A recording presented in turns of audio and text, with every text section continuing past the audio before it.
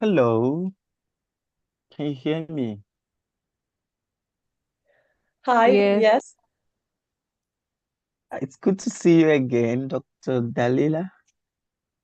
It's been thank you uh, very much. It's really a pleasure to be back again with you here. and congratulations. Thank you. So we're gonna start in 3 minutes. Okay, We start in I will share the slides so we can be prepared to start. no issues. I've given you. You are a co-host. You can join. Thank you.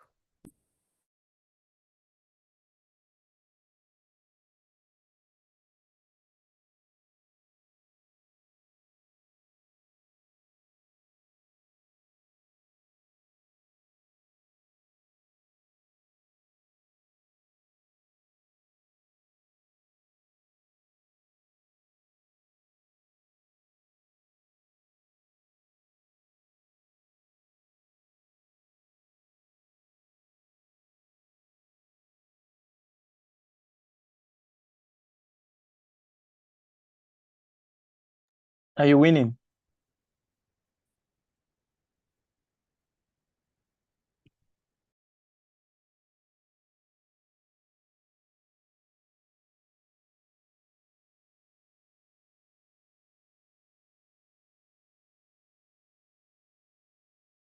Open in the center one. You see earpiece, bring.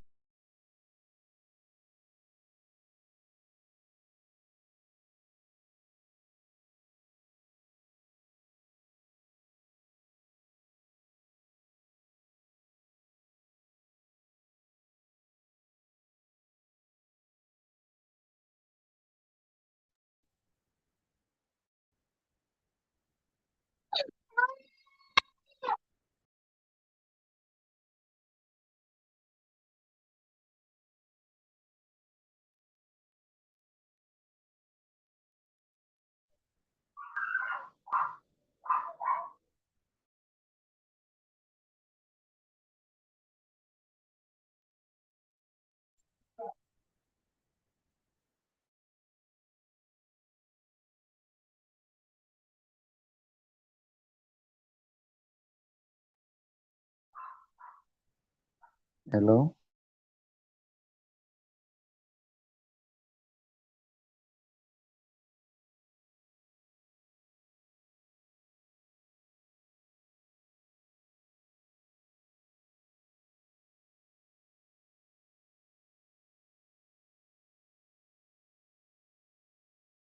Okay.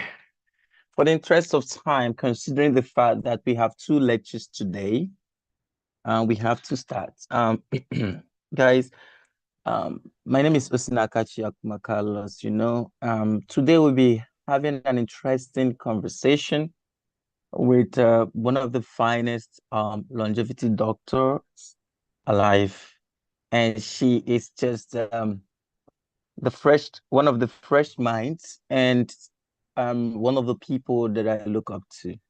You know, Dr. Dalila, it's someone that I've really worked closely with, and I trust her capacity. The last time she was in our program, helping us to talk about longevity medicine, and I told her that she must be coming back, and she's here with us. Um, Dr. Dalila is a medical doctor with a strong professional focus on longevity medicine, preventative health, and nutrition. She is also the the organizational manager of the Longevity Education Hub, and she is in charge of development and coordination of international educational programs that unite global experts and promote interdisciplinary collaboration, bringing in cutting-edge science and longevity and healthy aging into medical practice. There's one thing unique about her. She makes longevity medicine and education very simple. She simplifies it. And when we were doing a program, we were trying to coordinate something at the Longevity Education Hub. I was inspired by how she tends to simplify things. I think if you are in this room, just you're a medical doctor, a clinician, please pay close attention and feel free to ask the necessary and needed questions. Thank you so much, Dr. Dalila. The floor is yours. Thank you. Thank you very much for such beautiful introduction. I'm really touched. Thank you. So once again, I want to introduce myself. My name is Dalila Chamjic. I'm a medical doctor. Right now, I work with preschool children and immunization. I'm resident in nutrition. As Osinakat said, I am also the COO of Longevity Education Hub, and I'm also teaching longevity medicine in medical schools in Bosnia and Herzegovina in third year of medical school. So let's start with the presentation. My today's presentation is called Comprehensive Healthy Longevity Medicine Program. So what I like to start with are the core definitions of longevity medicine. So here I have listed five definitions. So we have geroprotectors, that are substances or behaviors that affect the root cause of aging. Then we have senolytics, which are a class of small molecules under basic research. And then we have inflammaging. So during aging, chronic sterile low-grade inflammation, which is called inflammaging, it develops and contributes to pathogenesis of age-related diseases. Then we have biogerontology, which is a subfield of gerontology and which is dealing with biological aging processes. And of course, we have senescence, which is very important for longevity because everything in longevity is looked from cellular and epigenetic models. So I think majority of you know what senescence means. So it's the gradual deterioration of functional characteristics. Then we will continue with what healthy longevity medicine is. So first, when I say healthy longevity medicine, I need to mention two persons which I'm closely working with. These are Dr. Alex Zavaronko and Dr. Evelyn Bischoff. They are the, let's say, they innovated the term longevity medicine, and they described it in one Nature paper that they have published in 2021. So Dr. Zavaronkov and Dr. Evelyn, actually, they are the ones who are making longevity medicine globally recognized, and they are the authors of course in Longevity Education Hub. So through the presentation, I will be mentioning their names because they are key persons who are actually who did some major research in longevity medicine, and we need to talk about that. So first of all, what made this field possible are the five pillars of healthy longevity medicine. So first, we have the cutting edge research. We have science, therapy, and diagnostics as a first step because we need to, let's say, scan our patient inside and out in order to get the full picture. Then, according to those diagnostics, we do the elite personalized medicine. We do participatory medicine and personalized science according to all the data that we get. Then we look for the biomarkers of aging and longevity, which can be predictive or prognostic. And also we have data-driven individualized preventions. When we have all these informations, we usually use AI to help us analyze everything because there's a lot of information that we need to scan in order to get the real biological age of one person and to see deeply inside what's going on actually in genetic and epigenetic level, in cellular level, tissue level, and so on. So because of that, we need the individualized prevention because every single person is different. Like there is no two exactly the same persons because of our genome. Genetics makes us special, so every person should have a personalized approach. And as I said, the fifth pillar is artificial intelligence. We use a lot of artificial intelligence in order to help us analyze all the data that we actually gather during the checkup of our patient.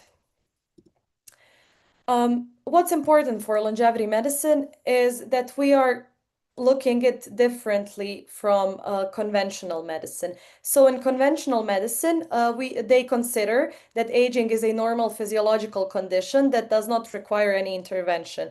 But in healthy longevity medicine, we believe that aging is a condition which needs a treatment. So at some point, we can reverse or slow down the aging. I'm not talking about immortality, but I'm talking about better lifespan and better health span, because if we can live longer with less diseases, I think that's actually the goal we have achieved in longevity medicine. Then in conventional medicine, they actually fight against the manifestations of particular age-dependent pathologies. But in healthy longevity medicine, we use geroprotectors or geroprotection in order to prevent onset of these diseases. And then in conventional medicine, actually with all the medication and therapies, they are trying to mask symptoms of aging. But in healthy longevity medicine, we are preventing aging instead of preventing age-related diseases and frailty. And of course, in conventional medicine, at the end, you have frailty, but in the goal of healthy longevity medicine is actually the healthy longevity, which means to live longer. Now we're going to talk about the epidemiology of aging. This is just a brief slide where I want to say that in human history, the average life expectancy has dramatically increased. So it used to be 20 to 30 years for back maybe 200 or 300 years ago. By 1900, it had claimed to be about 31 years. And now by 2003, people actually had the life expectancy of 66.8 years. And what brought us here are actually the early diagnostics and prevention of chronic diseases, which started in the end of 20th century. Then the innovation of antibiotics and vaccination, which started in the middle of 20th century. Then access to quality food and water, which started in the first half of 20th century, and of course hygiene, which was one of the turning points in medicine with some discoveries in the end of 19th century. Okay, now we're going to talk about aging clocks. So I want to say that biomarkers of aging are the foundation for constructing aging clocks. So they measure how fast someone is aging, and these clocks actually integrate biological data to translate complex physiological changes into a measurable rate of aging, which are giving us actually a much clearer picture of biological and not just the chronological age that we use and talk about every day. So first, I'm going to talk about epigenetic clocks. So these were the first aging clocks. They were developed in 2013 by Stephen Horvath and the Hannum Group. These clocks actually measure DNA methylation, also tiny chemical tags added to DNA, which actually control genes that are active. So as we age, these methylation patterns change in predictable ways. With Horvath's clock, it was a groundbreaking because it could estimate biological age across different tissues, using data from 353 methylation sites. And the Henium clock, it focused on blood and it found actually similar age-related patterns. Later on, Morgan Levine's PhenoAge clock took things further by combining DNA methylation data with clinical markers like glucose, CRP, albumin, and so on. Then, in 2016, the doctor that I mentioned at the beginning, Dr. Zavaronkov and his team, they introduced the first deep aging clock, which used deep learning instead of traditional machine learning to actually to estimate biological age with much higher precision. Unlike simple models that capture only basic linear relationships, these deep neural networks actually can find complex nonlinear patterns which are hidden in massive data sets, such as blood tests, omics data, or even medical images. So each layer in the network learns more detailed biological relationships that are helping the model understand how different biomarkers actually interact with each other.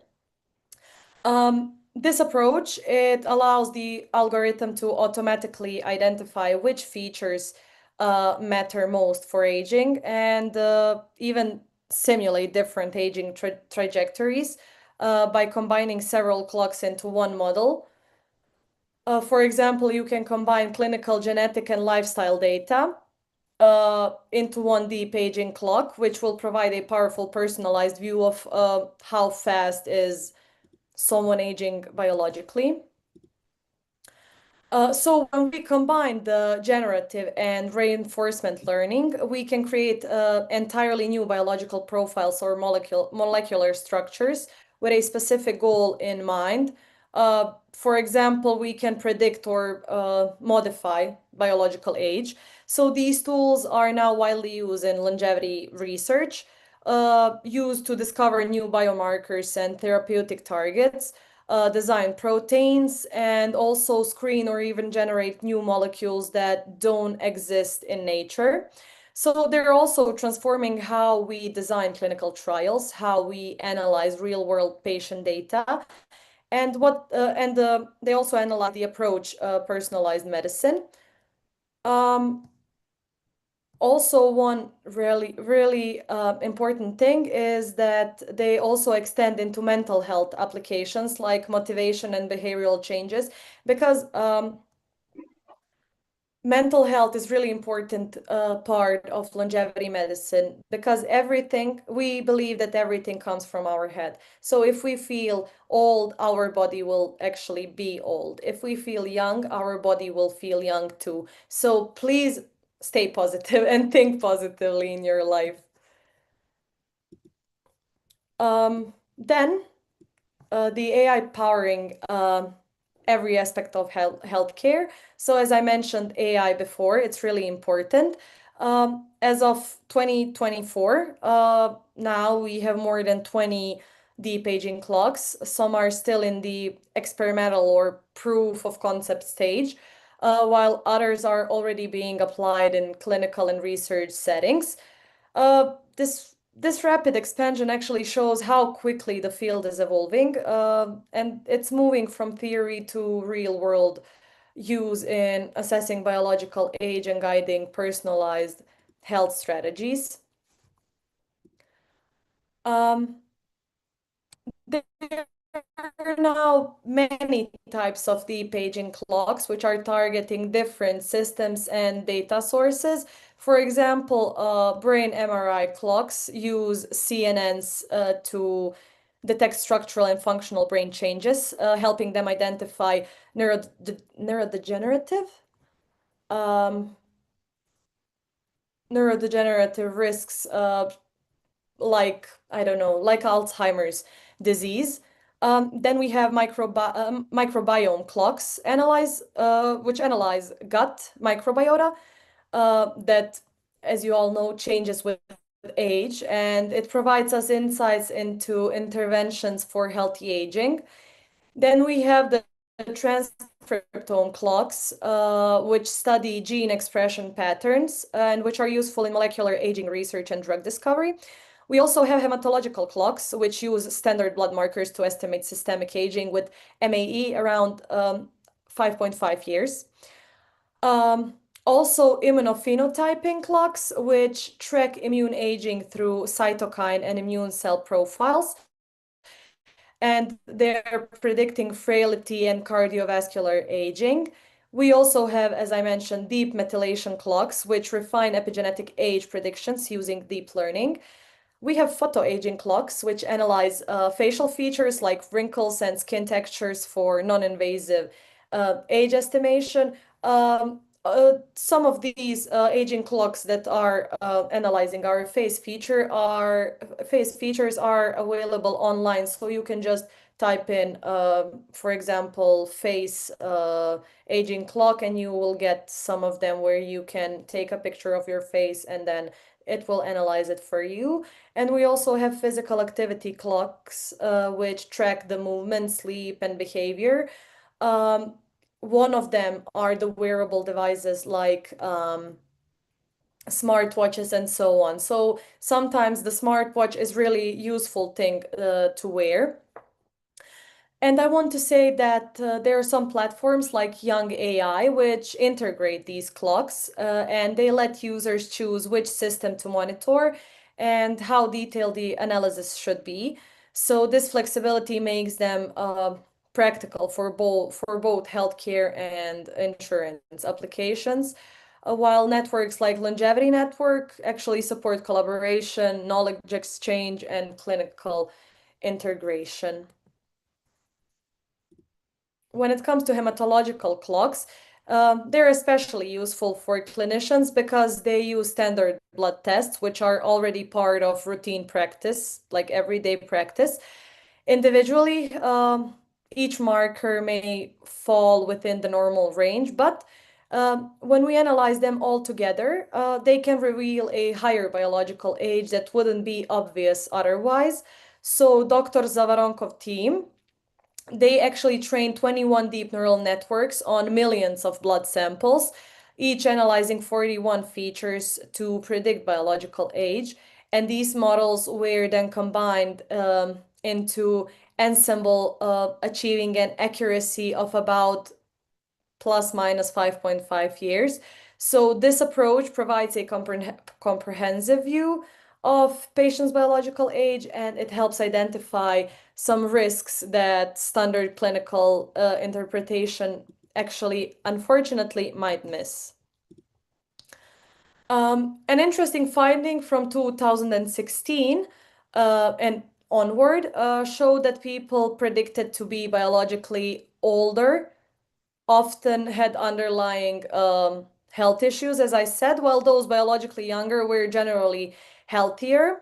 So lifestyle factors like smoking, of course, influenced biological age. Smokers in their 30s or 50s, they tend to appear older biologically, though the difference leveled off in older age due to survival bias. What's really important, these studies that are done across diverse populations found that being 5 years biologically or older than your chronological age significantly increases mortality risks, while being younger reduces it, which is kind of logical. And also for clinicians, these clocks are a powerful tool because they help identify at-risk patients and guide interventions to improve lifestyle and reduce biological age, and actually achieve again the goal to increase the health span and the lifespan in a patient. The microbiome aging clock can identify gut bacteria, which are linked to appearing biologically older or younger. And these are called senopositive and senonegative species. Some interventions like targeted probiotics or dietary changes can promote the growth of beneficial species, and they can they actually effectively make a patient look younger to the clock, according to the clock. But however, it's important to note that this doesn't necessarily extend lifespan. And it's not a casual link between microbiome changes and longevity, and it's still being studied. So by looking at the data, some bacteria are linked to higher predicted biological age, as you can see in the red quadrants, while others are beneficial and associated with lower age predictions in the green quadrants.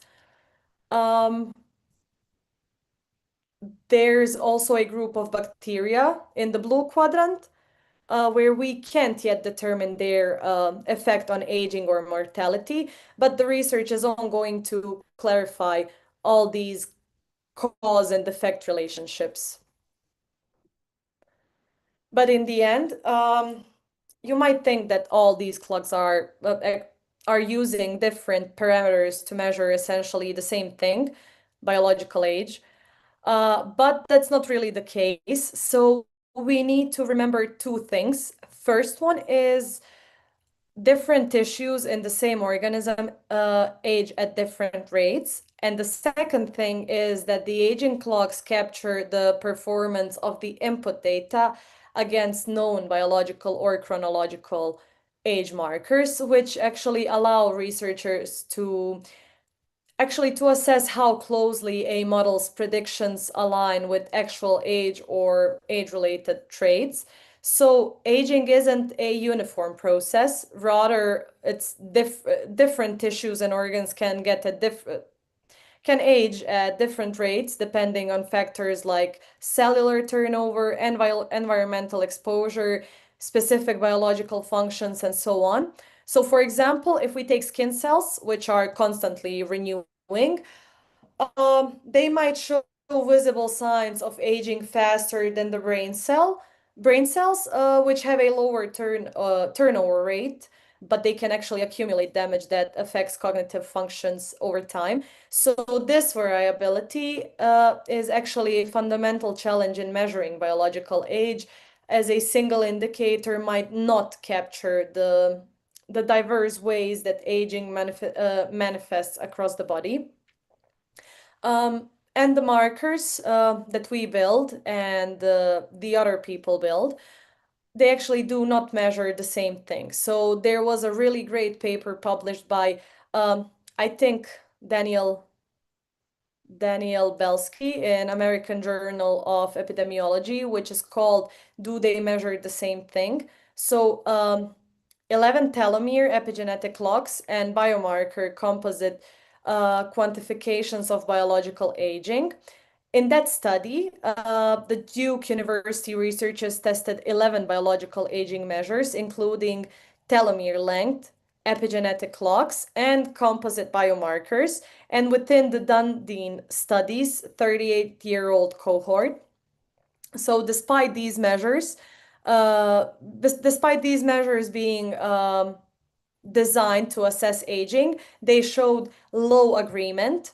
So epigenetic clocks correlated well with each other, but not with telomere length or other biomarkers. So when linked to real-world aging, aging outcomes like physical and cognitive functions, most measures had only modest predictive value. So this actually underscores that different markers and clocks measure different aspects of aging, such as inflammation or cellular senescence, rather than a unified process. So therefore, as clinicians, we need to use multiple clocks and biomarkers to objectively see the big picture of patients' health and aging trajectories. So now we're going to talk about clinical healthy longevity medicine protocols and diagnostics. So right now we're looking at the mandatory diagnostics, the essential tests that form the foundation of any healthy longevity medicine assessment. So I wanted to show you practical things, what you as doctors or clinicians can actually do from tomorrow. So these here were chosen based on clinical validation, necessity, and affordability. So first of all, we need to take the medical history of a patient. So medical history, family history, environmental history, medication, supplements history, reveal inherited risks, prior conditions, exposures, and potential drug interactions. Then we have screening and vaccinations. We need to ensure all are up to date to prevent complications, especially as immune function declines with age. Also, psychological assessment. With them, we evaluate stress, mental health, and social connections, which are key factors that influence aging, as I mentioned. Also, risk scores, tools like Q risks and Framingham help identify high-risk patients for targeted interventions. Then we have system-specific exams. Those are neurological, so cognitive tests, mood tests, and sleeping tests. We have lifestyle, diet, exercise, sleep, and stress. We have vitals and physical exam, so blood pressure, heart rate, BMI, focused exam, and also body compositions, such as BIA for fat. We also check muscles and hydration. And laboratory tests that are mandatory diagnostic are the ones that fall into the group of metabolic, so glucose, HbA1c, lipids. Then we have renal and liver exams, lab tests actually. We check for electrolytes, creatinine, and enzymes. For hormones, we check sex hormones, thyroid, and adrenal markers. For inflammation, of course, we check CRP and ESR, and we do urinalysis, metabolic and renal snapshots. So these all together, they give a full picture of a patient's health and biological age, which guides all personalized interventions in healthy longevity medicine. Next, we cover diagnostics that are highly recommended if resources allow, giving deeper insight into health risks. So first, cardiovascular and metabolic health. So cardiopulmonary tests, ECG, maximum O2 volume, and exercise testing. Then we have advanced imaging, like carotid ultrasound, coronary calcium score, angiogram in select cases, and we run metabolic tests like OGTT, insulin, C-peptide, GH, IGF-1, and so on. If there's cancer and if we're doing genetic screening, so for cancer screenings, we do mammogram, PSA, colonoscopy, and exams. While for genetic tests, we do BRCA1 and 2, ApoE, familial hyperlipidemia genes for high-risk patients. And we also have general health and functional assessments, and those are bone health with DEXA scan, then also sleep. So wearables that I mentioned before, which are FDA approved, and that actually can monitor quality and disturbances of sleeping. Then we do the gut and micronutrients. So we analyze the stool. We do microbiome testing, micronutrient panels. For toxicology, we scan we do the labs for heavy metal screenings for known exposures. Also, we have oral health where we do periodontal evaluation to prevent systemic inflammation. So these tests actually help us refine interventions and personalized preventive strategies, targeting key risk areas for aging and longevity. So these diagnostics that I'm going to talk now about are actually optional. But interestingly, they're not fully validated and they're often very expensive. So they can provide nuanced insights, but they require careful interpretation.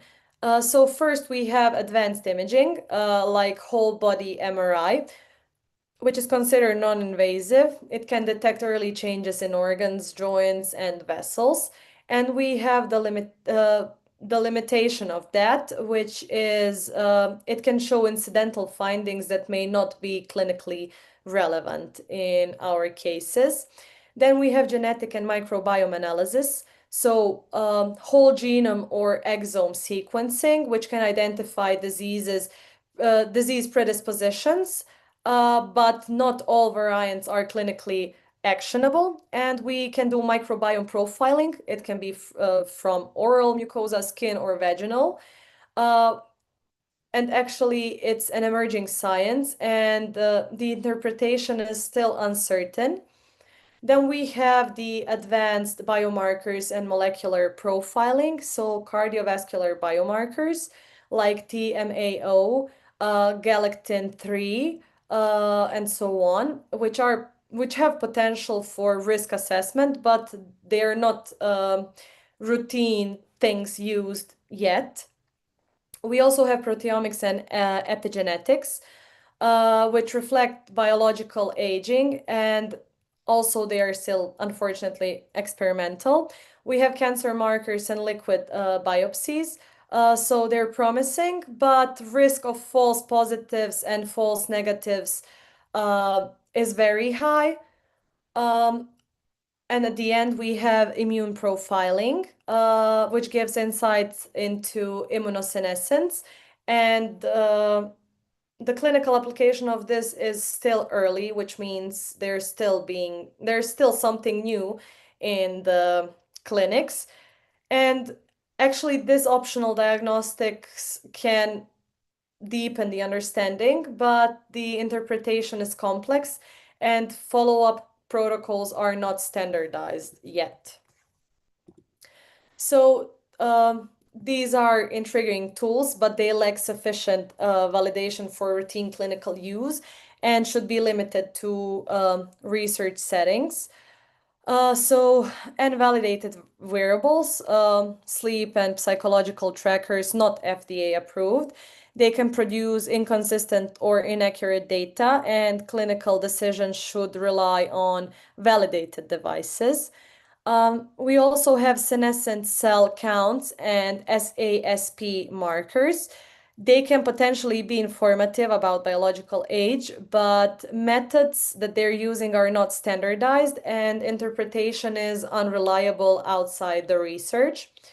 We also have liquid biopsies, so they actually detect cancer biomarkers in blood, but they're still experimental because they have high variability, risk of false positive. They're not ready for routine clinical use yet. We also have telomere length measurement. So it's marketed as a marker of biological aging, but actually results vary by method. So there's no consensus on healthy ranges in the telomere length measurement. And we also have thermography, which is infrared imaging for inflammation or tumor detection, but it's also not clinically validated and its effectiveness remains unproven. While promising for research, well, these tools should not guide routine patient care until robust data and standardized protocols are available. Now we're going to talk about the interventions in healthy longevity medicine clinics. So before recommending anything, we always take a comprehensive history, environment, health status, lifestyle, because in healthy longevity medicine, there's no one size fits all approach, as I said. So every person is different and everybody should get individualized and personalized approach. So lifestyle interventions and which are foundational. We have nutrition. So whole nutrient dense food, tailored to individual health needs. We should avoid genetic recommendations such as high protein, which is not for patients with kidney diseases, for example. That's why everybody should get a personalized approach. Then we have exercise and sleep, which is essential for metabolism, for cardiovascular system, and cognitive health. Then we have cognitive interventions, which focus on mental and emotional resilience. So patients should be mindful. Then there should be meditation, breathing exercises, and also when appropriate, religious or spiritual practices, which can bring us inner peace and peace of mind. And also social and environmental factors where we avoid toxins like smoking or excess alcohol, where we build strong social connections, where we promote sustainable habits. So these improve emotional health and long-term resilience.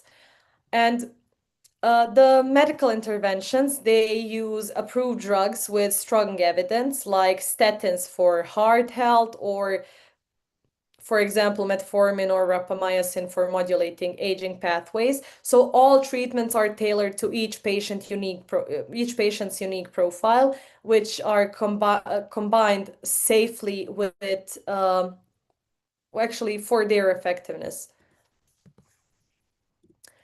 Now we discuss the interventions that fall under clinical discretion, meaning their use is guided by the clinic's policy and the physician's judgment. So they're more individualized and rely on emerging evidence. So they're repurposed drugs, which are a key example of this. So these are FDA approved for specific conditions like rapamycin for immunosuppression or metformin for diabetes. But doctors actually can legally prescribe them off-label. So this can be beneficial, but it carries risks. So decisions are left to clinicians. For example, drugs like GLP-1 agonists or SGL2 inhibitors show promise in longevity medicine. Dietary supplements and nutraceutics actually are another area of this. Patients often take long lists of supplements without precise guidance, which can actually sometimes be harmful for them. So assessment of blood markers, where we will look at the mineralogram, we will look at mineral levels and metabolic health.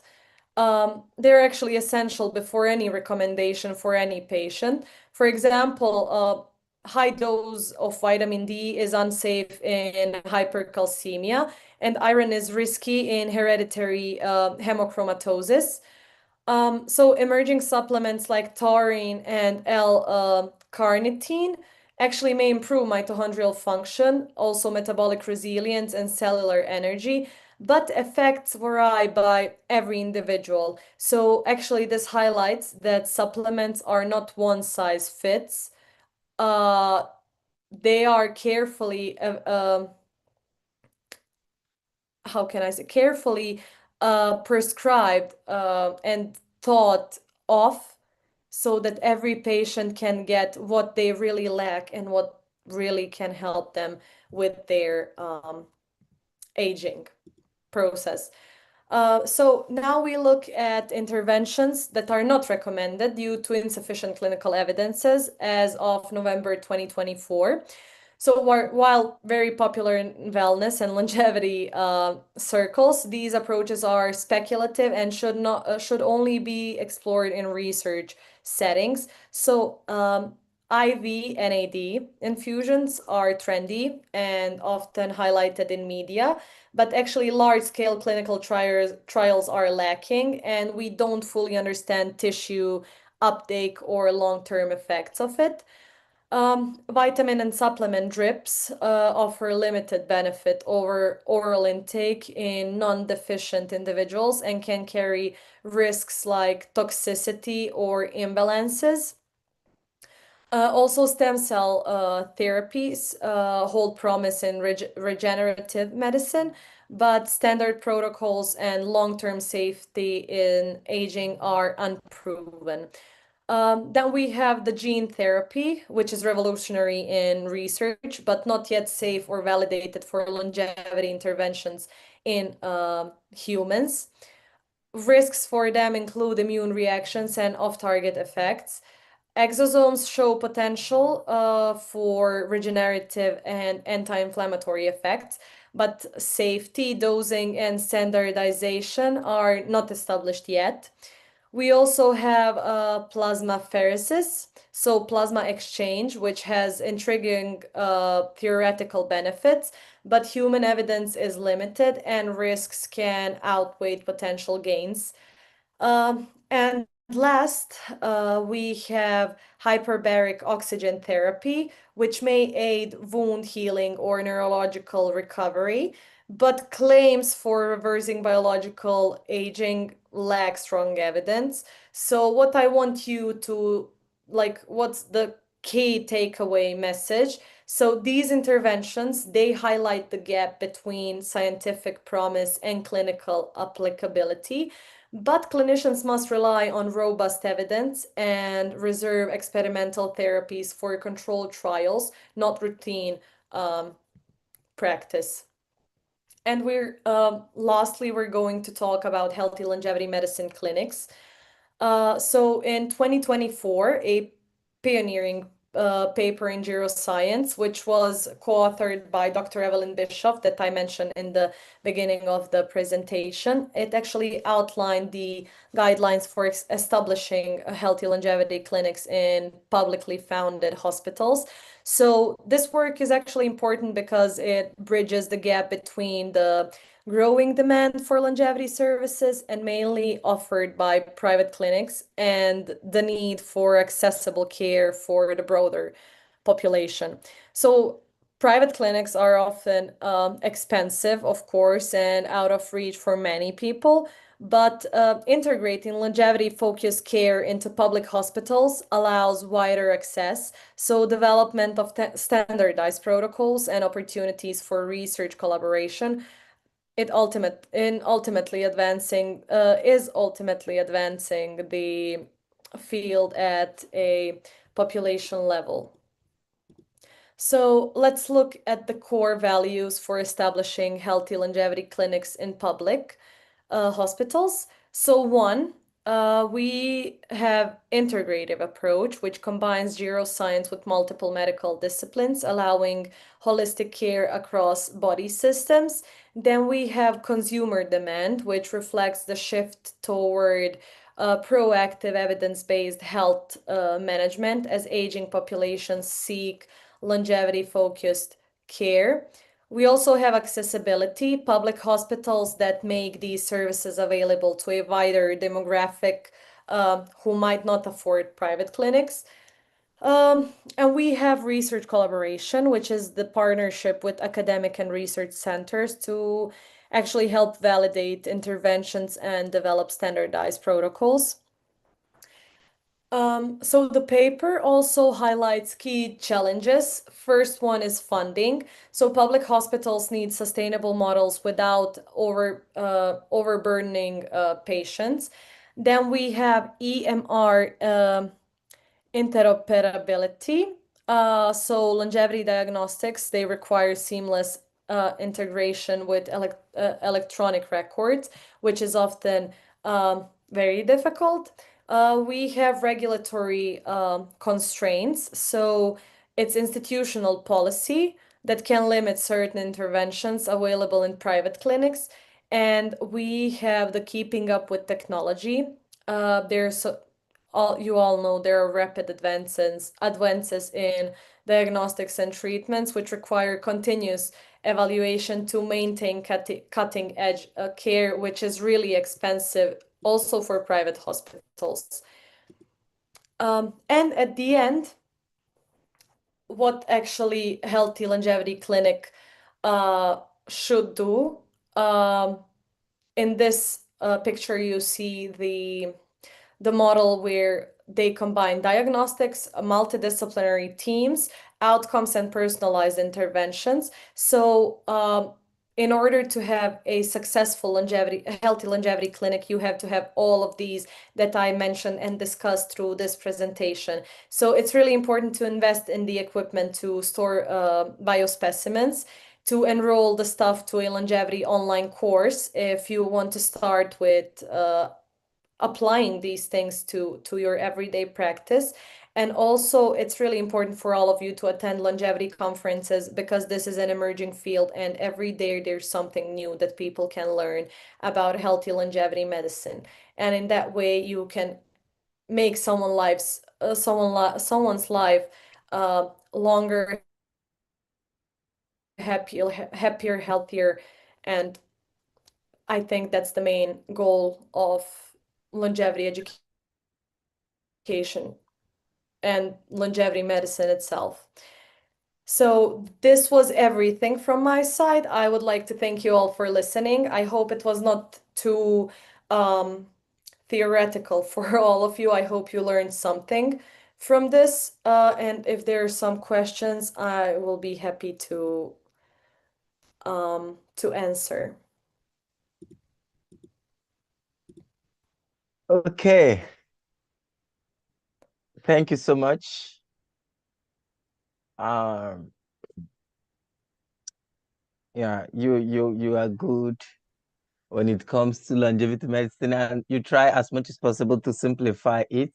Can you hear me? To simplify it in such a way that everyone gets something out of the whole conversation. So before I start with my questions, I would like to appreciate you for making this possible. At the end of the Afrolongevity educational program that will last 1 month, we're going to select some persons to register them for the longevity, to ask them to register for the longevity educational course, both the new updated versions that will take it step by step. Okay, question please. Being, you can unmute yourself and ask your question. Please, I would like some of the doctors in the room to ask questions today. Okay, good evening, Dr. Ossi. Good evening, Dr. Dalila. Welcome on board. I have a question concerning the IV infusion. Like, there was a day I read a publication about glutathione, and since glutathione is an antioxidant which fights free radicals in the body, and you also did mention today the Afrolongevity medicine, which helps in wrinkles, like aging, like the aging clock. So since glutathione is an antioxidant that helps our body to fight free radicals, is it advisable for someone who's follow Afrolongevity to incorporate glutathione into his everyday routine? Like we need to combine supplements, a healthy lifestyle, exercise, and sleep. Is it advisable to take the glutathione shots or even the pills? So that's my question. Okay, I will be straightforward on this question. I have to say that IV glutathione is actually overhyped, like many things in longevity medicine, unfortunately. First of all, IV glutathione is causing actually pharmacokinetic to be slower in that way. It is a high dose antioxidant infusion. It's not harmful when it's done correctly, but actually in longevity frameworks, we aim for mechanism level interventions. So as I said, we are using cellular stress resilience, metabolic repair, mitochondrial efficiency, senescent cell burden reduction, and so on. So it doesn't really move the needle, let's say, in any of these domains when it comes to IV glutathione. So if it's an antioxidant therapy, it doesn't mean that it's also a longevity therapy. And because of that, like as I said, it's not bad, but you cannot say that it's being used for longevity interventions and for doing something actually with your body in that sense. Thank you so much. Thank you so much. Well understood. Thank you, You're Doctor. welcome. Thank you. Okay. We have Dr. Obani. Chidi wants to ask a question. Please go ahead, Doc. Good evening, all. Can you hear me? Yes. Okay, thank you. Thank you, Dalila, and thank you to our speaker, Dr. Dalila. Okay, Thank you. my question is this. Considering in your longevity clinics, you are mentioning some biomarkers, like when it comes to inflammatory biomarkers, you mentioned C-reactive protein. But I want to zero in, you didn't mention when it comes to microminerals and vitamins like magnesium. We all know the benefit of magnesium. It helps in sleep. It helps in reducing palpitations. It also helps in blood pressure regulation, sugar regulation. So is there no role for taking intracellular magnesium in the longevity clinics? That's number one. Then considering the importance of vitamin D, I didn't see you mention vitamin D, even homocysteine. Homocysteine levels are known, high homocysteine levels are known to be a major risk factor for cardiovascular disease. So just considering these three I mentioned, magnesium, homocysteine, and vitamin D, in these longevity clinics, don't you think it's important that we assess them? For us in Africa, these are not common tests that we normally do. The potassium that we do when we do our serum electrolyte creatinine is basically not intracellular. So what's your take on this? Thank you. Okay, so first of all, I want to say that I've mentioned that supplements are really important, but to add supplements, to prescribe supplements to somebody, we need to approach to every patient individually. And when it comes to magnesium, you're right. Magnesium is a longevity powerhouse, but it's completely underappreciated. So it's because it's one of the most longevity relevant micronutrients on Earth, and most adults, especially women, we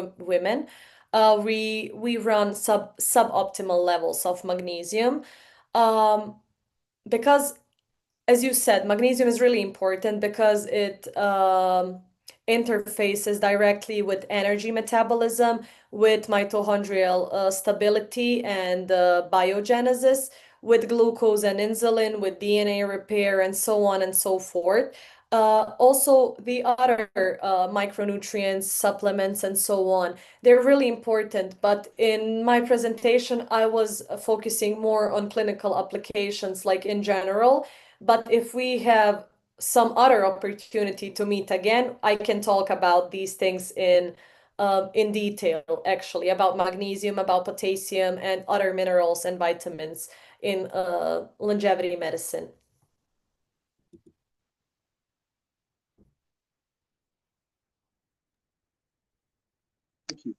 Thank you. Thank you so much. Can I now ask my question? Do we still have questions?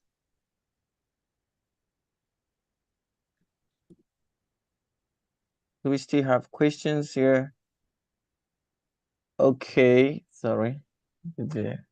Just wanted to make sure the next speaker is here.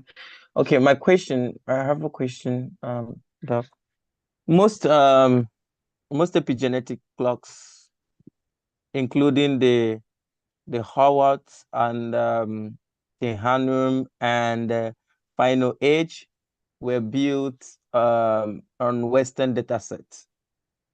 Because for me, we just have to do this thing to find a way, a place for Africa, unique things for Africa.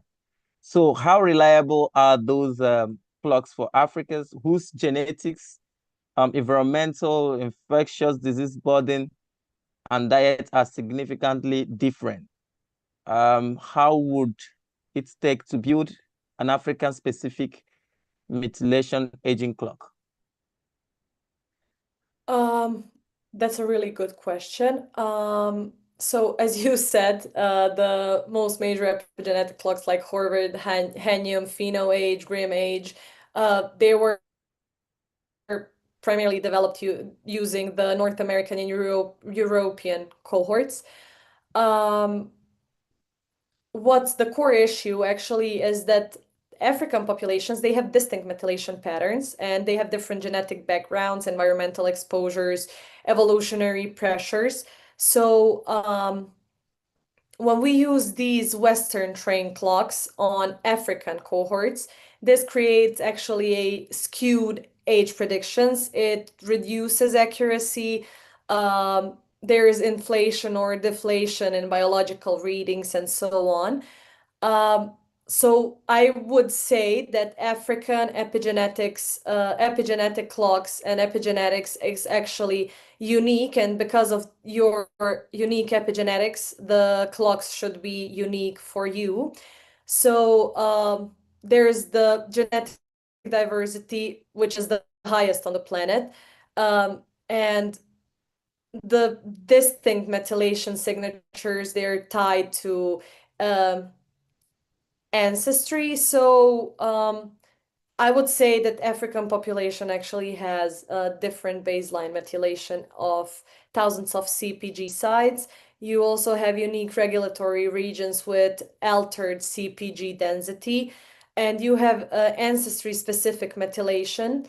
So Horvath's clock doesn't capture these differences because it was never trained on them.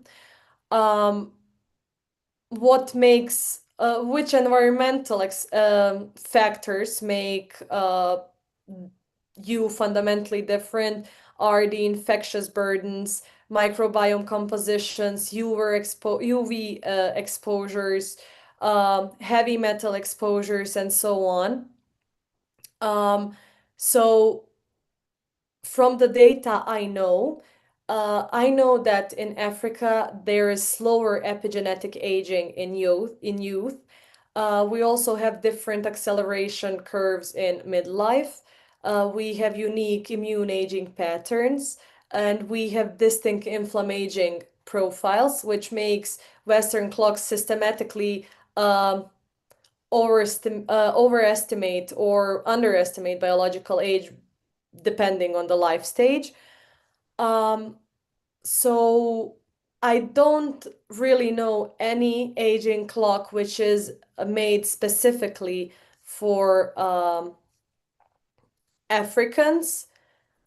Actually, all these aging clocks were trained off many on different cohorts. As I said, when I was talking about hematological clocks, I said that they were trained across all the populations, cohorts, and so on. And these are the basic clocks that everybody can use. But as longevity medicine is an emerging field, actually we're still learning about, same as the AI is learning about the data that we're giving Yeah. to it, we're still learning about the aging clocks too. So I hope soon we will have a lot of data based on the African cohort, and I hope when we discover something or when we come up with something for Africa, I will let you know and we will make another session for this.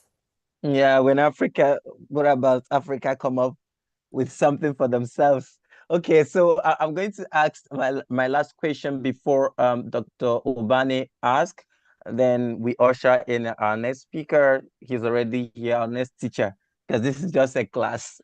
Didier is here already. From your clinical view, right?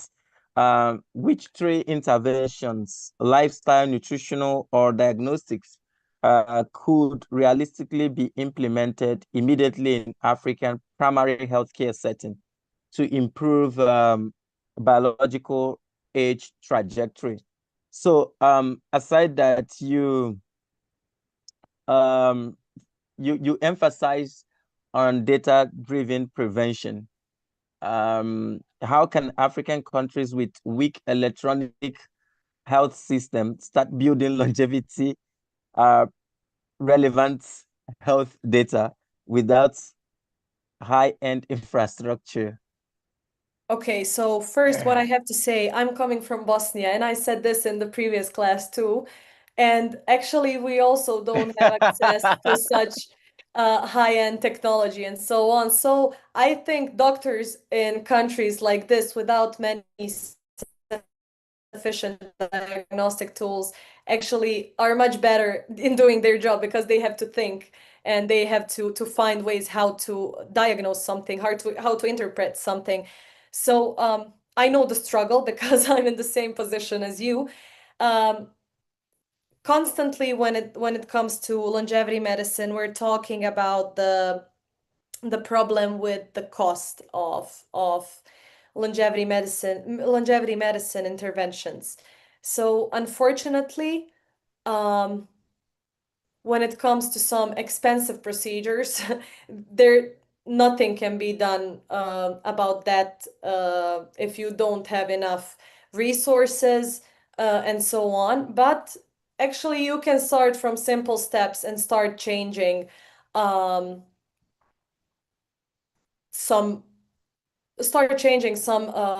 how to say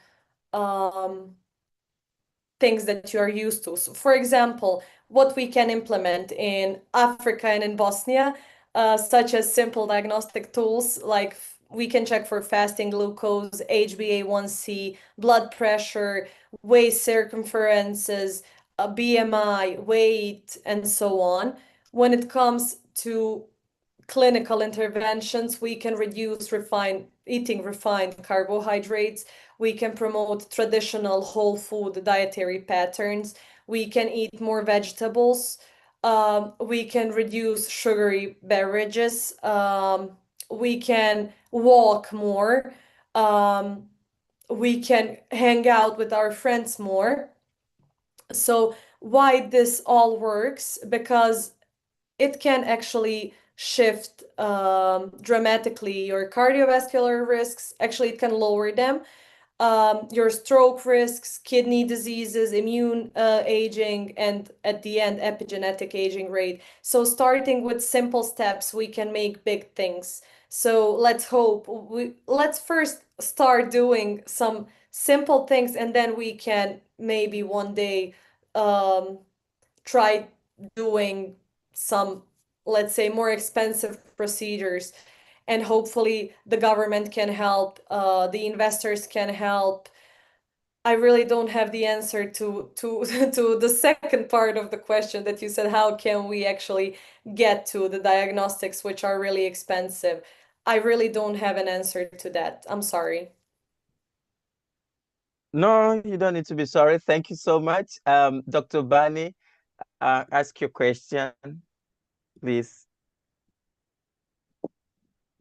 Okay, can you hear me? Yes. Okay, okay. This question is both to Dalila and also to you, Osina Kachuku. When she was at the beginning of her talk, Dr. Dalila's talk, she mentioned something about life expectancy maybe in the past was very low. I think she mentioned 30 years, but now it's increasing to 60, 70 plus. But considering the African context, Osina Kachuku, I want to ask you, do you think our forebears lived quite longer? When I see my patients, you see them, when I see young patients in their 30s, 40s, they keep on wondering, why is it that my grandfather, my father lived up to 80, 90, 100, and me at 40, I'm having this kind of issues. So that goes to, well, it's subjective, but what I'm trying to say, do you think that our forebears, considering the African context, they live longer than what we're having now? Do you understand what I'm saying? Yeah, I got your question. It's been a debate in be it in the longevity community, so many scholars that have written so much, and there have been a lot of debates with regards to that. And one of the interesting work, if you look at the work of Professor Stefan Lindeberg, the author of food and Western diseases, health and nutrition from an evolutionary perspective, he tried to address that question. Most people just use commit fallacy of composition, and most data set, most of the books that were written, let's say in the early in the 18th century, 20th century, some of them never entered Africa. A practical example is Immanuel Kant. He never traveled outside his city, but he wrote a lot about Africa. He just like, it's something that he doesn't have a clearer view or idea about. Imagine me writing about America without traveling. I mean, without having access or having traveled to America or so. I mean, this is something that happened so many years ago without the advent of technology as we have it today. So most people made speculation in the past, and because of how the academic or educational sector is, you need to just cite to some what an authority is saying. We call it appeal to authority. You need to appeal to authority to make sense of what you're saying. But in my own view, I don't think that our forebearers lived a shorter life. I will explain. My argument is this: our food is more or less phytomedical biohacking, because it contains medicinal properties and the herbs that we eat and how we live. And most people will argue, if you're saying this, is it because they didn't diagnose that?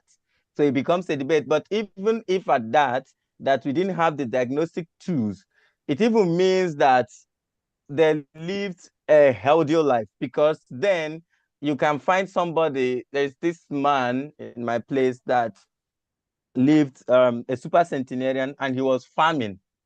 He was farming. He had great grandchildren and all that.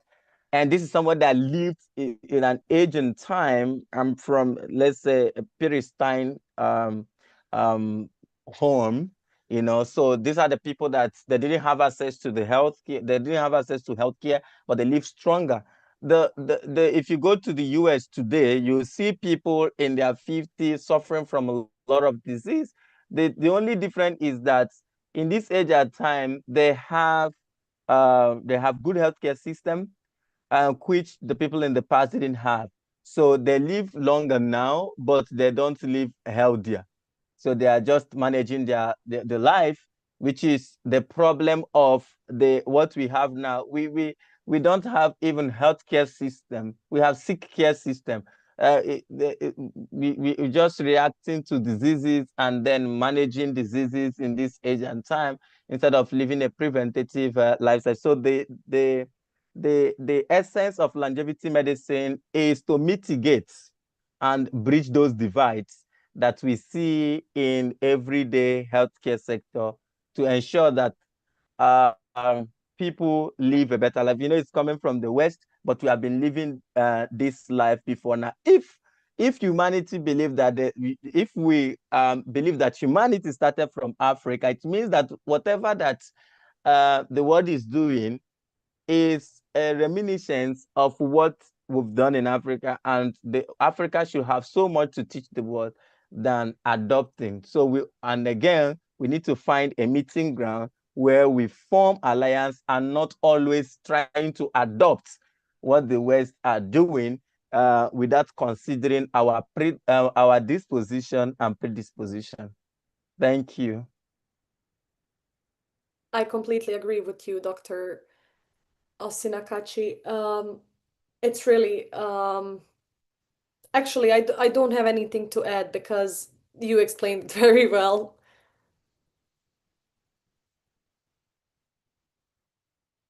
So are there any other questions?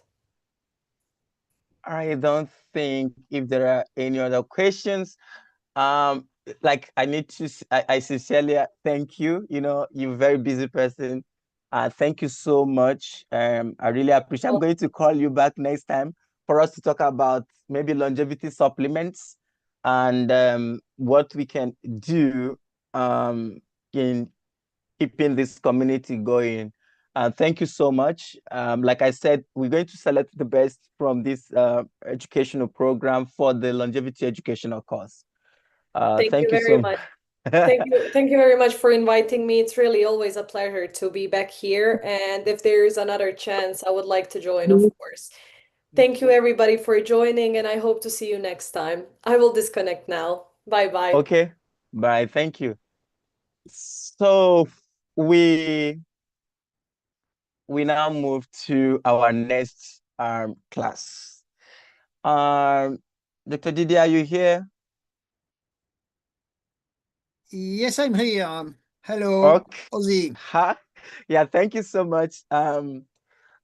Didier is here. Didier is one of the strongest person in the longevity space, and he's very compassionate.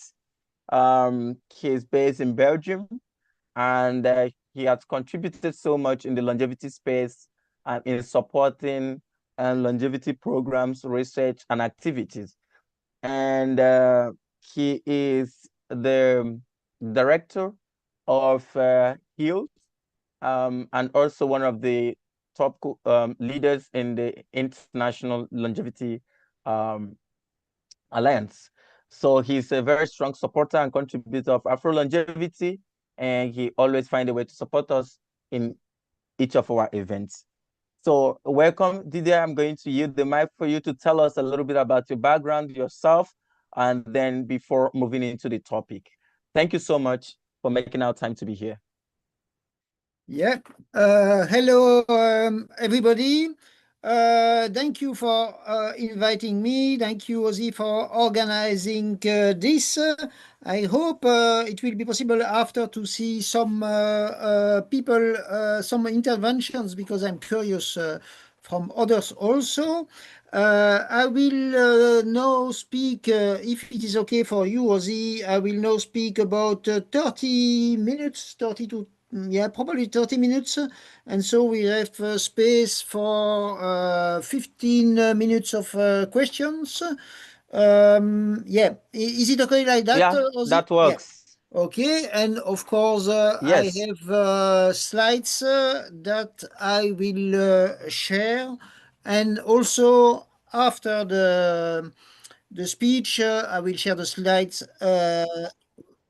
After the speech, I will share the slides with Ozzy, and you are free to use them after. Okay, and now I will first share the screen. I suppose you see it. If you don't see anything, tell me. So the see team. that. Thank you. The theme of today, so it's how to better share health data, how to accelerate clinical trials for healthy longevity, because of course it is the final goal, how public institutions should work towards this goal, and especially how institutions in Africa, of course, could help. So there will be different parts of what I will be saying. The first part will be about longevity and what is possible in general, and the second part will be about Africa specifically.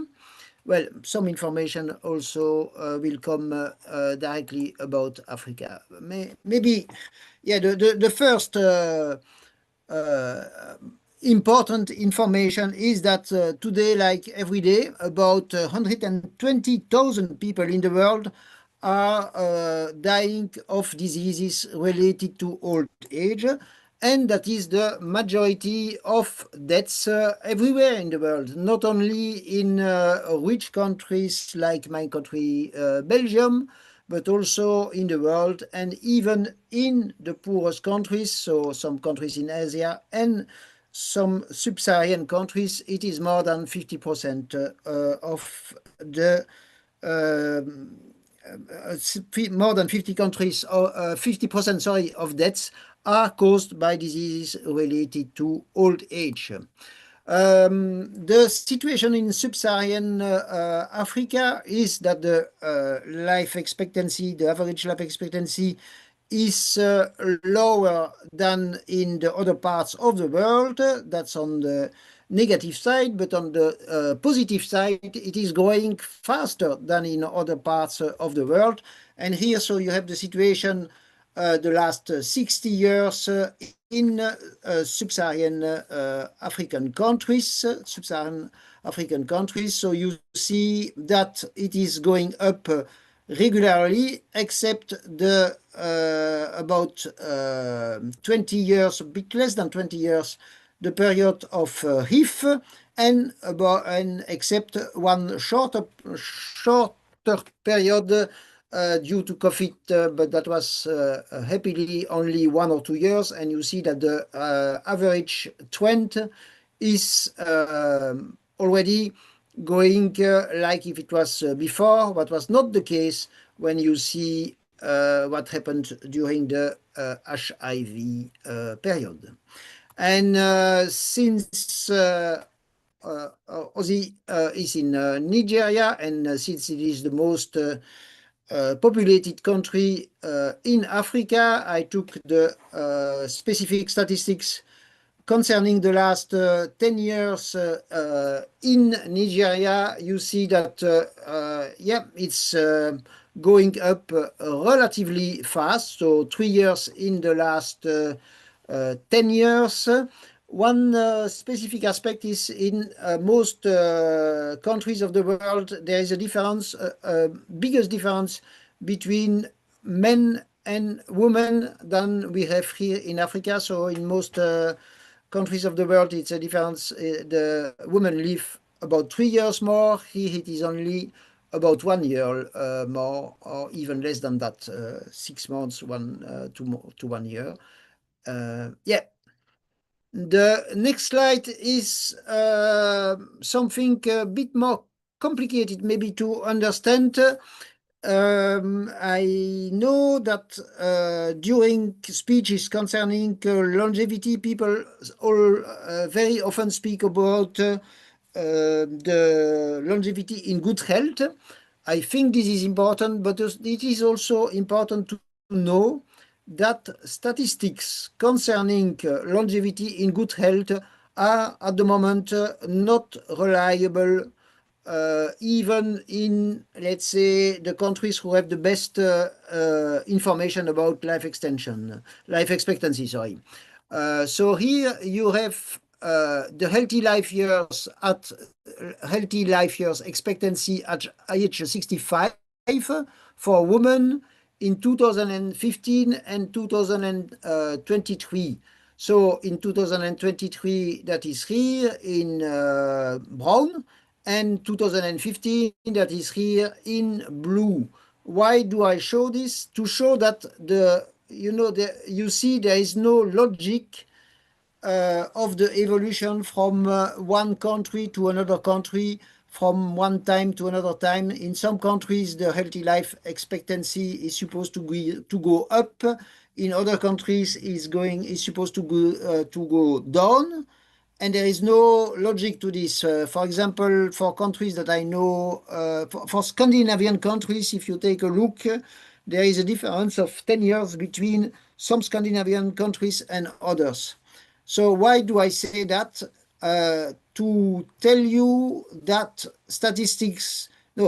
that it is important to have a longer healthy life expectancy, but at the moment, statistics concerning healthy life expectancy are not very reliable, and this is a big problem. And why are the statistics concerning healthy life expectancy not very reliable? Just because it is easy to know if you are alive or if you are dead. It is not easy to know if you are in good health or if you are not in good health. And also the statistics concerning life expectancy are about the whole population, and statistics concerning healthy life expectancy are, we don't ask to all people in one country if they are healthy or not. Okay. Also, something very important is the fact that the maximal lifespan is not rising, sadly. So the first person who ever reached the age of 100 years is, well, the first well-known person who reached the age of 100 years is Terencia, the widow of Cicero, and she died around the year 3 or 4 of our era, 2000 years ago, and she was 103 or 104 years. And the oldest person ever until now was probably, there are some controversies, Jeanne Calment. And Jeanne Calment was 122 years old when she died, and she died 28 years ago. And today, the oldest woman in the world is 116, the oldest man in the world is 113. So we don't progress concerning the maximal life expectancy for humans, and even worst, I would say, we also don't progress when we are experimenting with mice. So the oldest mice in the world is probably, or the oldest rat in the world is probably around 4 years now. And despite all the work that we are doing to try to have new therapies to have longer lives of animals, we don't progress. So this is very important to know. By the way, that's maybe for the discussion after. We have to be careful with maximal life expectancy in the past, or even with maximal life expectancy overall, when you have people saying that they are very old, because quite often the data is not reliable. Okay, what I think and what people in my organization think mostly, it is that it is very probably possible to find a treatment against aging in 15 to 30 years, but it will be complicated and we will need artificial intelligence to progress rapidly, but we will need also data, especially data from Africa for reasons I will say a bit later. A few facts about big data for health. So big data, 30%, about 30% of big data is health big data, so it's really a huge quantity coming from administration and medical institutions, coming also from private companies like 23andMe, like IQVIA, a big American company, but not very well known. There is also in scientific literature, and of course, there is also a lot in your smartphone, you know, a lot of information there that is not used enough at the moment. So we have enough health data to know what we could start, to know about good drugs and bad drugs, and to have small longevity progress and to prepare breakthrough, but we don't use it enough because there are no tools who exist already who allow to share easily with scientists, because even when you decide to use the data, scientists will have probably a problem if they use your data. And even if they use your data, they will not be able to have their findings published. So we need a system where we would be, where we should be able to share and to use health data for what's called secondary use more easily. And I will say a few words about the situation in my country, in my part of the world, Europe, because in Europe we have what is called the European Health Data Space. But, and this European Health Data Space is something progressing in the good direction relatively fast. But first, in Europe, and probably also in Africa, maybe less, maybe more. I don't know. Actually, I'm curious about your feelings about that. But people are sometimes afraid to share health data because they don't want health data to be used, let's say, against them. But we have to constantly remind that most people are willing to share health data for scientific and medical goals. There was a poll not so long ago. It was 98% of the people, they want to share the health data if it is for science, not to share with big companies. So, or at least not to share with big companies when it is to be used to sell products in a more expensive way or something like that. So what I hope, what I wish, ideally would be a system where we have a system called patent left, so that at least when research is made with public money, there is no patent, no possibility for private companies to use it for themselves, and after that to sell the possible therapies only for people rich enough, what would mean, among other things, for the biggest part, only in Europe, the US, and a few and other rich countries, and a lot less in Africa, and a lot less in poorer countries. So patent left is useful to share data. It's also useful to publish negative between bracket results, because the companies who are trying to sell patents, if they are making experiments and the results of the experiments are negative, they will not be willing to publish the results and to make research outside of what's called patentable fields, of course, because if they are for a company trying to sell patents, they will not make research outside of patentable fields. We could use what's called altruistic databases, so that the people and the organizations who are managing the health databases have no financial interest, that they have nothing to sell. Of course, and this is at the moment a big problem in Europe, but probably also, or even a bigger problem in Africa. We need more interconnectivity of databases between states, between practitioners, and also across different time periods.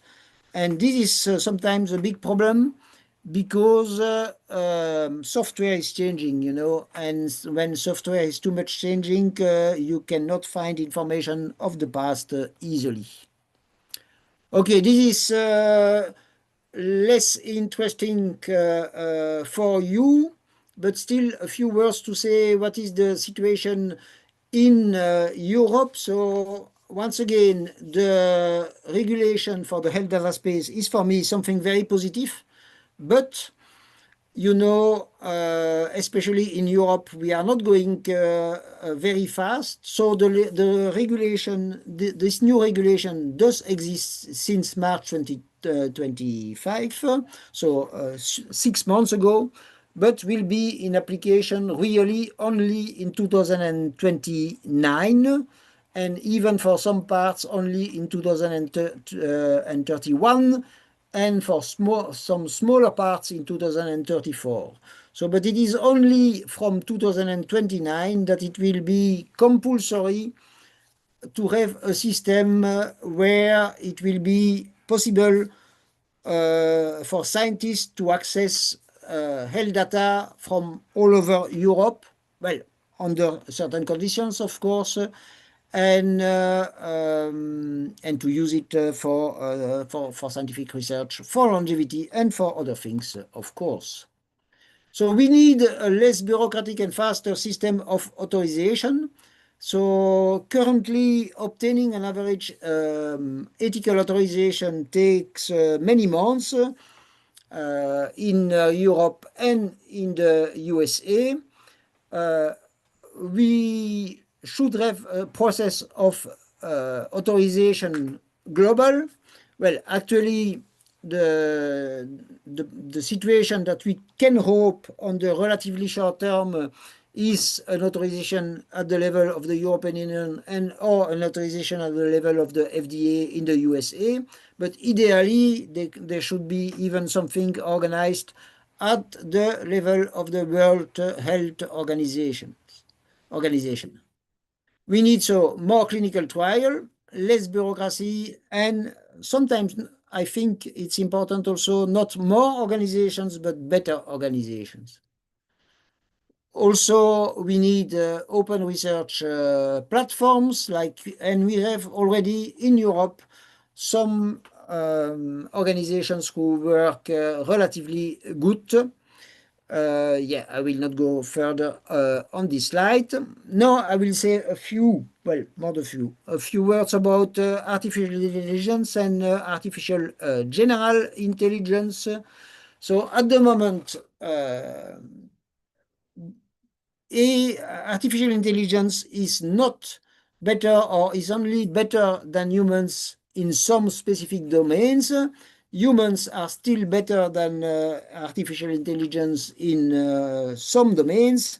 And so to have better work, we need really to put together artificial intelligence and human intelligence, among other things, because the LLM, everybody is now speaking about a large language model and everybody is using large language model. I just read that in Belgium, at least 60% of the Belgian citizens are using LLMs now, but they still hallucinate, they still give not correct information. And I have one slide that is not related to longevity, but that I want to show you. And yeah, and still there is a link with longevity and AI.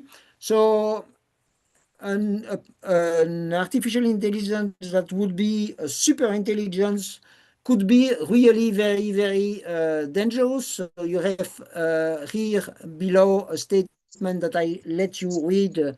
So that is already signed by more than 100,000 people. And that says that, yeah, super intelligence could destroy us and we have to be very careful that it's not happening. And one of the ways to make it less dangerous is to use to create a kind of super intelligence, but for health, for science only. So George Church, one of the very active and very active for longevity scientist, just say a few days ago that that's what he wants, super intelligence, but for science, and let's say restricted, not going everywhere. Okay, so I think that we need a CERN-like project for an AI, for a longer AI, or even large AI, for a longer, healthier, and safer life, started at the European level, because it's the only place in the world at the moment where it is really possible. And all this research is, of course, to have longevity clinical trials. And for longevity clinical trials, we need volunteers. And HEALS is organizing a group, is trying to organize a group of volunteers for longevity clinical trials with parallel administration and monitoring of the therapies in humans and mice and rats at the same time, with commitment to transparency and open results. And there is somebody speaking at the same moment, just for information. Yeah, and it would be to test treatments, so like metformin, rapamycin, but that's probably only giving relatively small results, but also gene therapies who are a lot more promising, plasma and other blood-related interventions, and caloric restrictions mimetics. Okay, now a few words about the situation in sub-Saharan African countries, how sub-Saharan African countries could help for a healthy longevity. So first, you have a rapidly growing health system. You have many young scientists, more probably than everywhere in the world. There is less weight of old systems, less probably less weight of bureaucracy. Also, most years to win because the life expectancy is in average lower. So more years to win, all things being equal. Africa have decades of experience with big medical programs, also, let's say, multinational medical programs for HIV, also for malaria, also for vaccination. And yeah, the cost of hiring people is in proportion less important. Also, another category of advantages is the fact that you have emerging biobanks and emerging genomic projects, and that the level of genetic diversity is higher in African countries than in the rest of the world. And this is very important to, among other things, detect potential gene therapies. Okay, and of course you have a young, rapidly growing population of 1.4 now billion people, and it makes it easier to have large cohort size to detect longevity relevant signals relatively early. So, but not everything is simple. There are aspects to improve and to develop, of course, the medical infrastructure, of course, also to develop, and this is probably not easy, reliable information about the past. To create Pan-African longevity cohorts, it's difficult. Yeah, it is difficult for many reasons, and one of the reasons is that you have different laws in different countries. So you need an agreement at Pan-African, ideally at a global Pan-African level. Also, it is necessary to have good organizations of the anonymization or pseudonymization of reuse of data for aging-related research. A few words about the difference between anonymizations and pseudonymization. Anonymized means that once that the data is anonymized, it's totally impossible to find again the person. Pseudonymized is you replaced the name of the person, like Didier Cornell, you replaced by a number 200, and so at one moment it is possible to find again the data. So pseudonymized is better to make better for the clinical research itself, and also better if you find something and that you want to warn the person who was testing. But it is, of course, less sure concerning the aspect of using the data for other goals that people normally don't want. So there is a small risk, but that the data will be used for something else. Okay, and then probably the most important aspect actually is to have a guarantee that citizen data will be used for all citizens, to begin with African citizens, that the results of the research will be for everybody. I'm already coming to the conclusion, just a bit less even than 30 minutes. What is for me the ideal, and what is for Hills the ideal situation? Yeah, I wrote here hope for the European health data space, but actually it's hope for a global health data space also.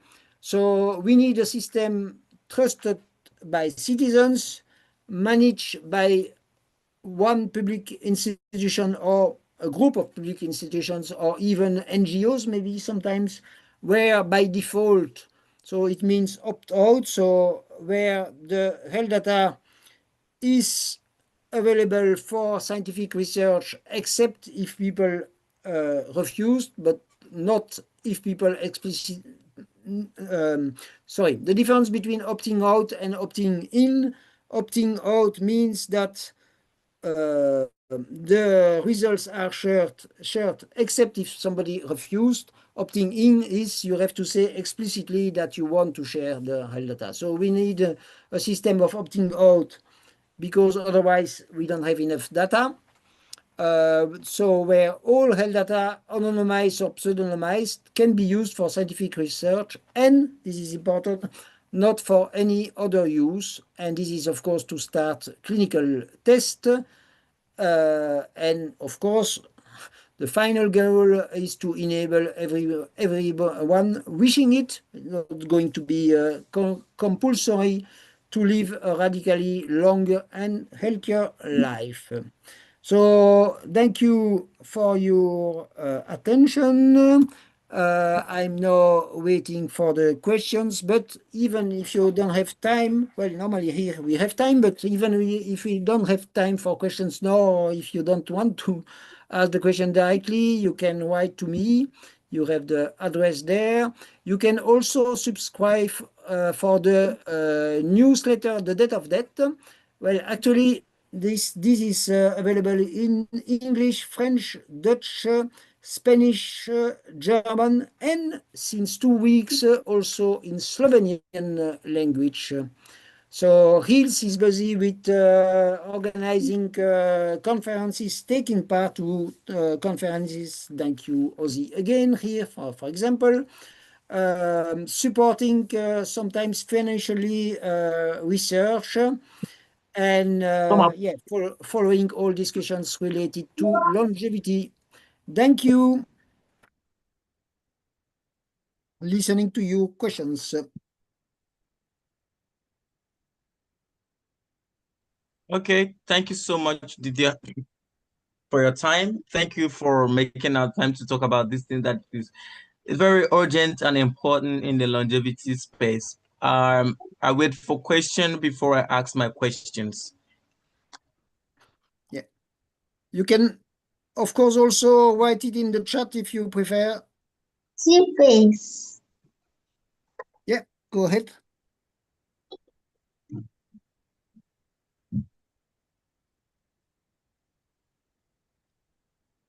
If somebody is asking a question at the moment, I don't hear it. Okay, then I have my question. In Europe,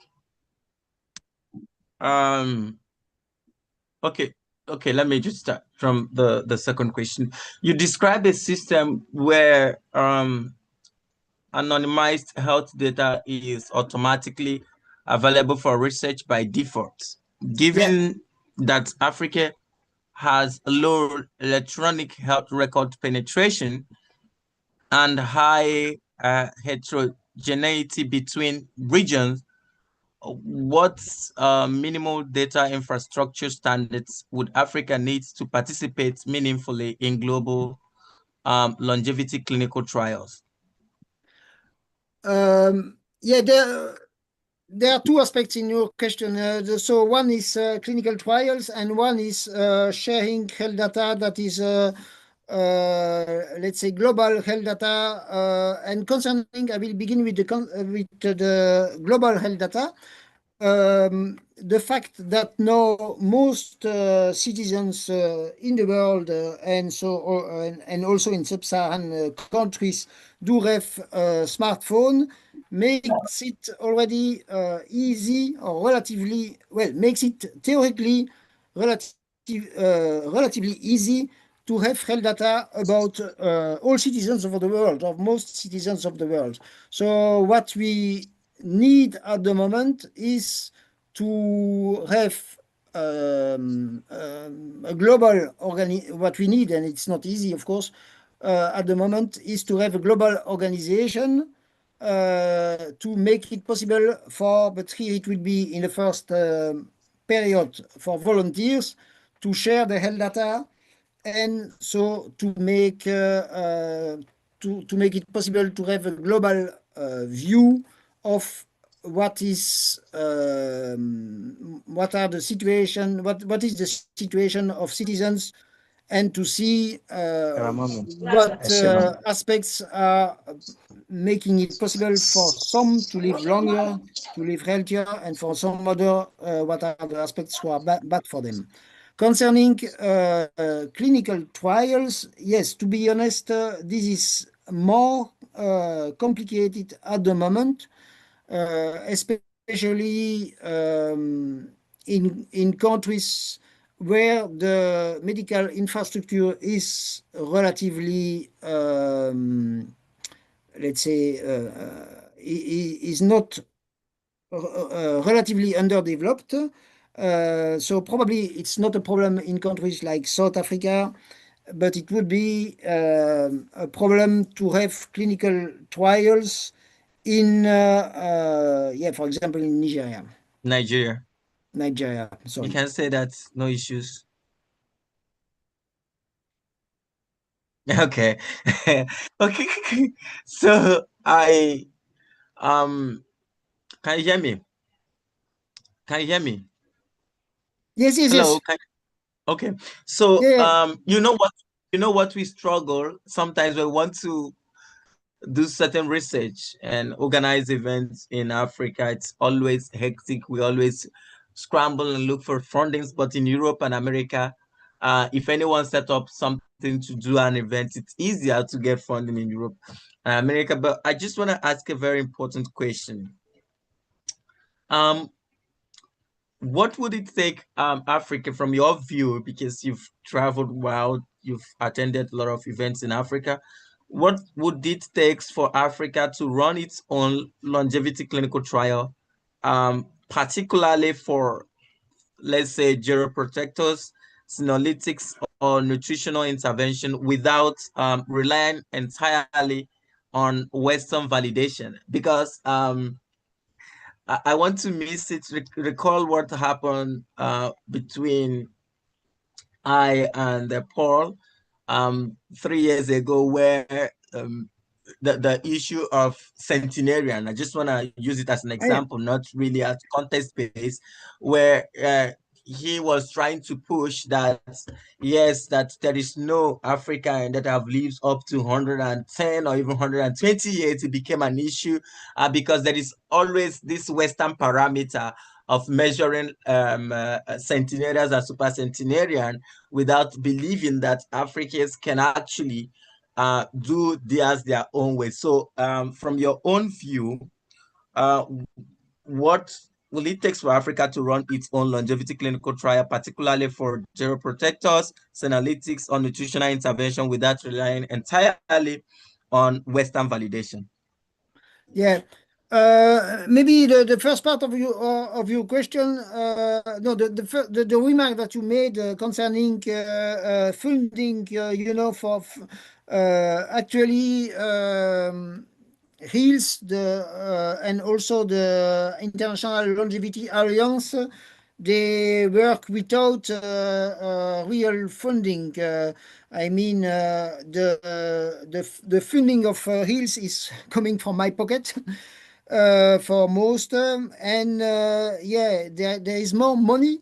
There is more public money at the European level, but there is also more bureaucracy, so it is incredibly complicated also for organization in Europe and in the US to receive public money. And especially, for example, I think that the most important project at the let's say Western level is the project organized by Aubrey de Grey and the Longevity Escape Velocity Foundation, and they still don't have enough money to start phase 2 on their project of testing products testing products and therapies for a group of 1,000 mice. They did the first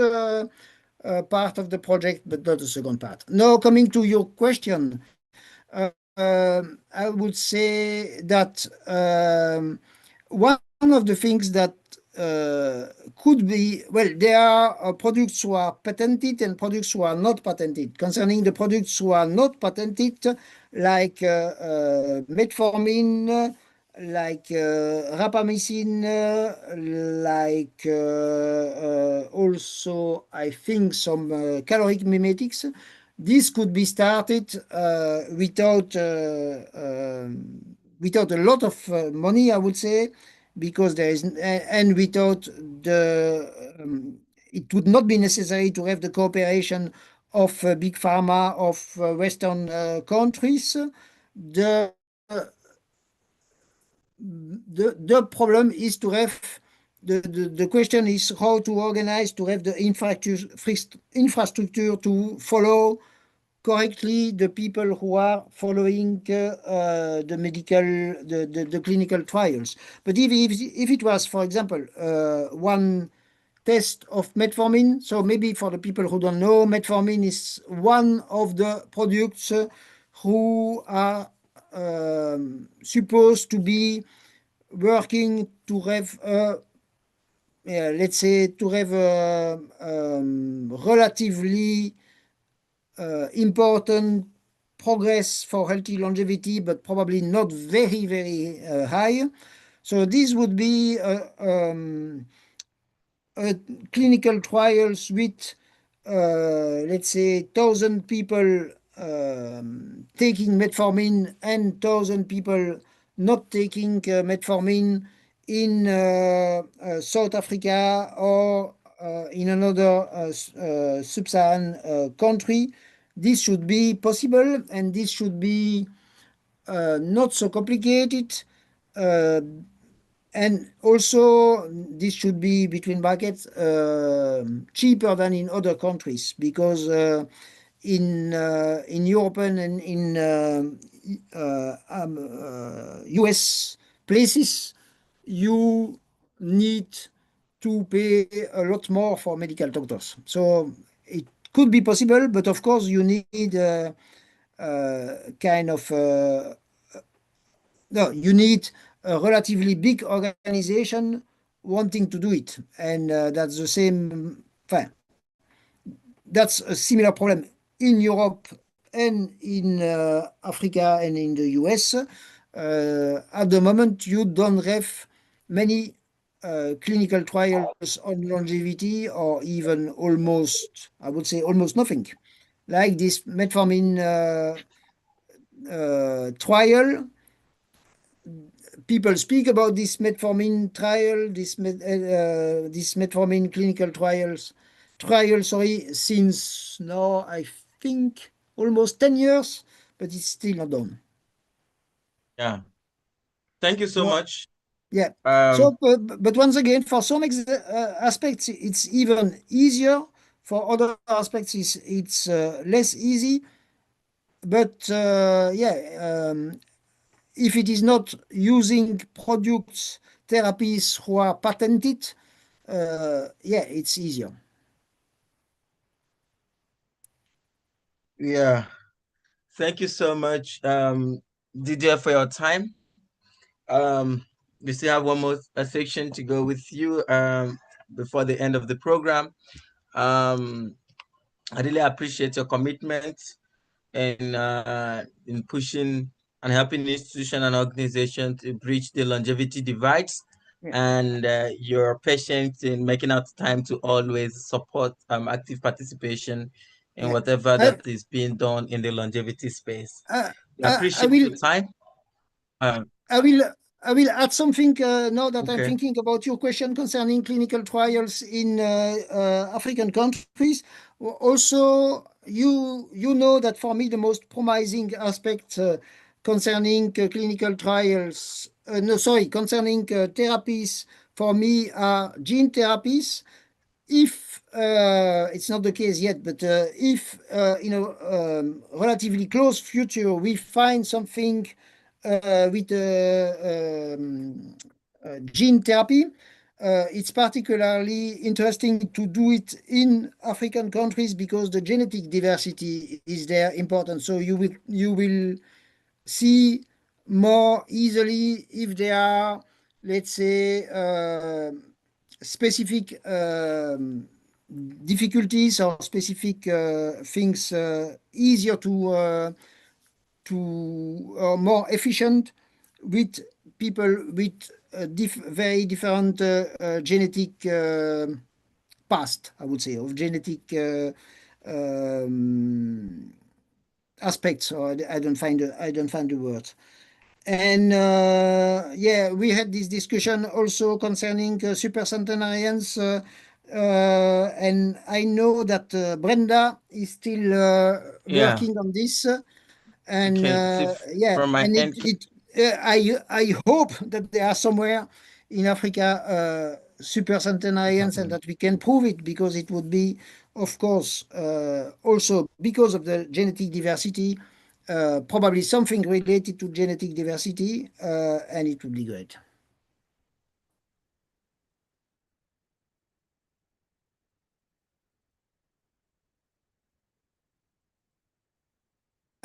If you are saying something, I don't hear you anymore.